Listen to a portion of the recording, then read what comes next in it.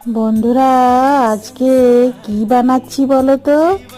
তোমরা গন্ধ নিশ্চয়ই আগে আগে পেয়ে গেছো।